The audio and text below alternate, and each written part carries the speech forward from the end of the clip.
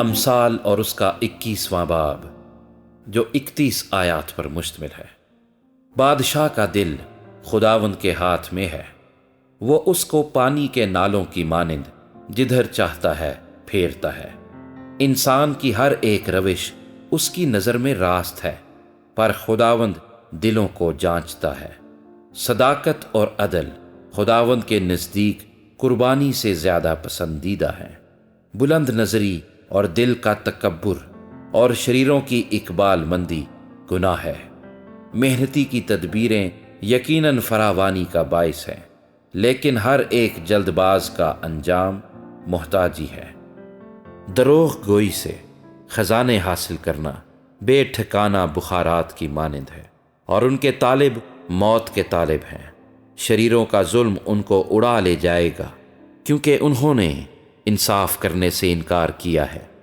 گناہ آلودہ آدمی کی راہ بہت ٹیڑھی ہے، پر جو پاک ہے اس کا کام ٹھیک ہے۔ گھر کی چھت پر ایک کونے میں رہنا جھگڑالو بیوی کے ساتھ کشادہ گھر میں رہنے سے بہتر ہے۔ شریر کی جان برائی کی مشتاق ہے، اس کا ہمسایہ اس کی نگاہ میں مقبول نہیں ہوتا۔ جب ٹھٹھا کرنے والے کو سزا دی جاتی ہے تو سادہ دل حکمت حاصل کرتا ہے، اور جب دانا تربیت پاتا ہے تو علم حاصل کرتا ہے۔ صادق شریر کے گھر پر غور کرتا ہے، شریر کیسے گر کر برباد ہو گئے۔ جو مسکین کا نالہ سن کر اپنے کان بند کر لیتا ہے، وہ آپ بھی نالہ کرے گا اور کوئی نہ سنے گا۔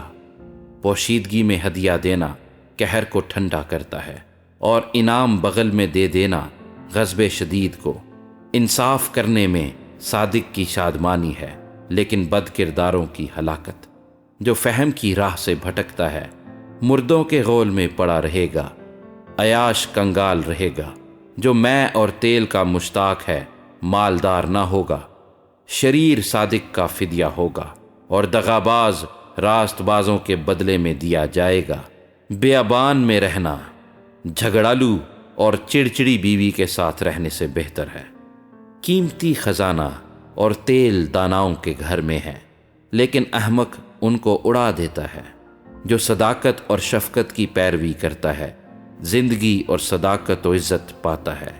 دانا آدمی زبردستوں کے شہر پر چڑھ جاتا ہے، اور جس قوت پر ان کا اعتماد ہے اسے گرا دیتا ہے۔ جو اپنے منہ اور اپنی زبان کی نگہبانی کرتا ہے اپنی جان کو مصیبتوں سے محفوظ رکھتا ہے۔ متکبر و مغرور شخص جو ٹھٹھا باز کہلاتا ہے بہت تکبر سے کام کرتا ہے۔ کاہل کی تمنا اسے مار ڈالتی ہے، کیونکہ اس کے ہاتھ محنت سے انکار کرتے ہیں۔ وہ دن بھر تمنا میں رہتا ہے، لیکن صادق دیتا ہے اور دریغ نہیں کرتا۔ شریر کی قربانی نفرت انگیز ہے، خصوصاً جب وہ بدنیتی سے لاتا ہے۔ جھوٹا گواہ ہلاک ہوگا، لیکن جس شخص نے بات سنی ہے وہ خاموش نہ رہے گا۔